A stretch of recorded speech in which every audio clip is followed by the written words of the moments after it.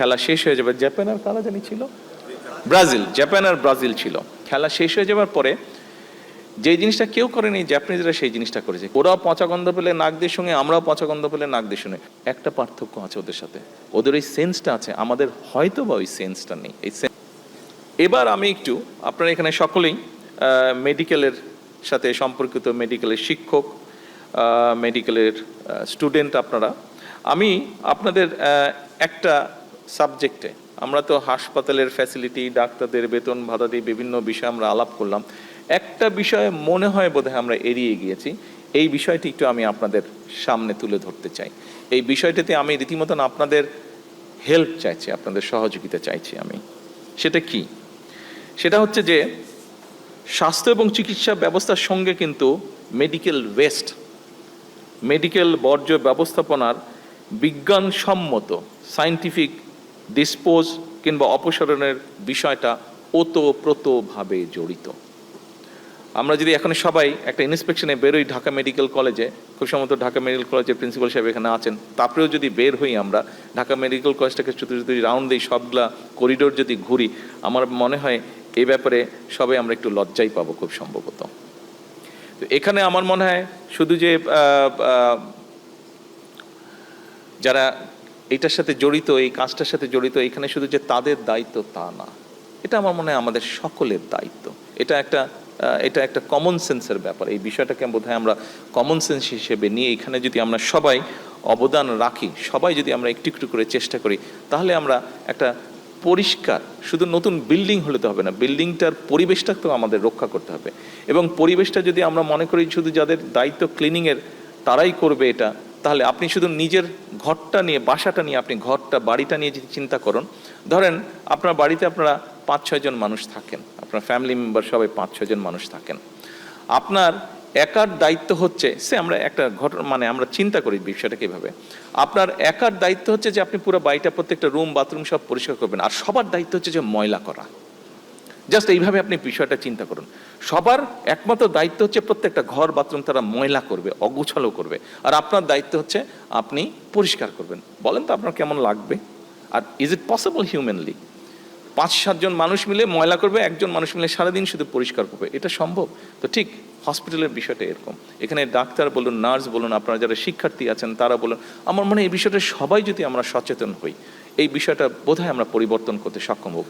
কিছুদিন আগে নিশ্চয়ই আপনাদের মনে আছে, এই যে ফুটবল কাপে, এই যে ওয়ার্ল্ড কাপে ফুটবলে জাপানের সাথে যাদের খেলা ছিল, খেলা শেষ হয়ে যাবে, জাপান আর কারা জানি ছিল, না জাপান আর কারা ছিল জানি, সরি ব্রাজিল, জাপান আর ব্রাজিল ছিল। তো স্বাভাবিকভাবে স্টেডিয়াম 2 ভাগ হয়ে বসছে, জাপানের দর্শক সাপোর্টাররা একদিকে বসছে, ব্রাজিলের একদিকে বসছে। খেলা শেষ হয়ে যাওয়ার পরে যে জিনিসটা কেউ করেনি, জাপানিজরা সেই জিনিসটা করেছে। কি হয়েছে? তারা যেখানে ছিল, তারা স্বাভাবিক এতক্ষণ ধরে খেলা দেখছে, খাওয়া দাওয়া সব কিছু হচ্ছে, জাপানিজ দর্শকরা যাবার সময় প্রত্যেকে বিন ব্যাগ করে, গ্রুপে গ্রুপে বিন ব্যাগ করে সব ময়লাটা সাথে করে গুছিয়ে তারা নিয়ে চলে গিয়েছে।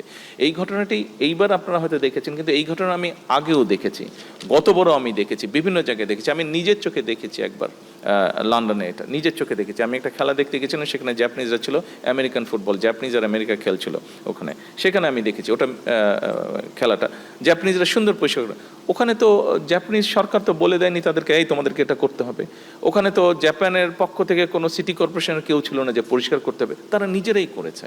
ওখানে তো কোনো তাদের মাথার উপর কোনো পুলিশ ছিল না, আইন ছিল না, কিছু ছিল না, নিজেদের সেন্স থেকে করেছে এটা। আমরা কেন পারবো না? আমাদের না পারার কি কারণ হতে পারে? 5টা কারণ কেউ বলতে পারবে না আমাদেরকে যে আমরা না পারার কি কারণ হতে পারে?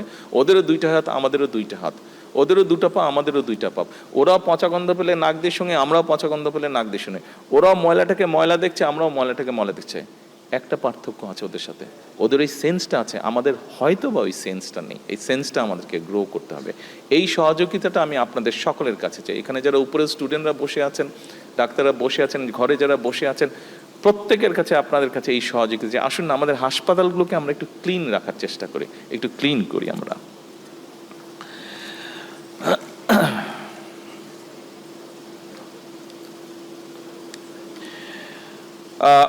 একটি গুরুত্বপূর্ণ বিষয় আমরা আলোচনা করেছি যে এখানে আধুনিক গবেষণা, উন্নত চিকিৎসা প্রযুক্তি, আন্তর্জাতিক মানের প্রশিক্ষণ, উদ্ভাবনী গবেষণার পরিবেশ গড়ে তোলার জন্য কতগুলো পদক্ষেপ প্রয়োজন। আপনারা শুনেছেন এখানে আমাদের উভয় মিনিস্টারই ওনারা বলেছেন, এখানে হেলথ অ্যাডভাইজার যে আছে ডক্টর জিয়া উনিও বলেছেন যে এ ব্যাপারে অলরেডি আমরা উদ্যোগ গ্রহণ করেছি। তবে স্বাভাবিক এই রিসার্চের বিষয়গুলো এগুলো একটা সময় সাপেক্ষ বিষয়, সময় লাগবে আমাদের, কিন্তু যেহেতু আমরা উদ্যোগ গ্রহণ করেছি আমি দৃঢ়ভাবে বিশ্বাস করি ইনশাল্লাহ আমরা আস্তে আস্তে ধীরে ধীরে এখানে ভালো রেজাল্ট পাবো, আমাদের প্রত্যাশিত রেজাল্ট আমরা পাবো।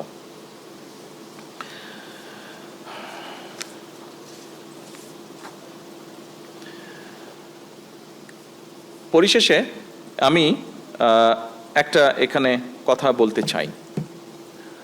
দেখুন,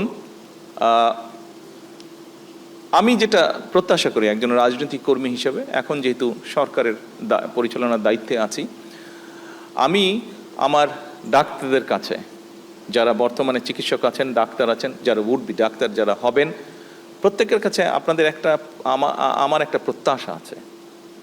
প্রতি বছর বাংলাদেশ থেকে ±5 বিলিয়ন ডলার চলে যাচ্ছে বিদেশে চিকিৎসার জন্য। আমাদের দেশের বহু মানুষ, লক্ষ লক্ষ মানুষ বিদেশে যাচ্ছেন চিকিৎসা করাতে, তার ফলে আমাদের মূল্যবান বৈদেশিক মুদ্রাও সেই সাথে চলে যাচ্ছে। স্বাভাবিক এটা। আপনাদের কাছে আমার প্রত্যাশা, আসুন না, যারা বর্তমানে চিকিৎসক আছেন, যারা উড-বি চিকিৎসক, আপনাদের সকলের কাছে আমার একটি প্রত্যাশা যে আসুন না, আমরা কেন পারবো না এই পরিস্থিতিটির পরিবর্তন করতে? কেন আমাদের ডাক্তারদের উপরে আমাদের দেশের মানুষের আস্থা এবং বিশ্বাস দৃঢ়তর করতে আমরা পারবো না? এটি আমরা কোনো আইন দিয়ে করতে পারবো না, এটি আমরা কোনো প্রতিষ্ঠান দিয়ে আমরা করতে পারবো না। এটি একমাত্র সম্ভব হবে আপনাদের মানবিক অ্যাপ্রোচ এবং আপনাদের সঠিক সুষ্ঠু চিকিৎসা প্রদানের মাধ্যমে। সম্মানিত চিকিৎসকবৃন্দ, সকল উপস্থিতিবৃন্দ, বিশেষ করে যারা চিকিৎসার সাথে জড়িত আছেন, আজকের এই অনুষ্ঠানে 81তম প্রতিষ্ঠা বার্ষিকী উপলক্ষে শুধু ডিএমসি না, বাংলাদেশের প্রত্যেকটি হসপিটাল বা প্রত্যেকটি মেডিকেল কলেজের যারা চিকিৎসক আছেন, যারা শিক্ষার্থী আছেন, আপনাদের সকলের কাছে এই পরিবর্তনটির, অর্থাৎ দেশের মানুষ আমার দেশের চিকিৎসকদের উপরে সম্পূর্ণ আস্থা এবং বিশ্বাস রাখবে ইনশাল্লাহ ভবিষ্যতে, এই প্রত্যাশা রেখেই আমি আজকের এই প্রতিষ্ঠাবার্ষিকীতে আমার বক্তব্য শেষ করছি। সকলে ভালো থাকবেন, সুস্থ থাকবেন। আসসালামু আলাইকুম।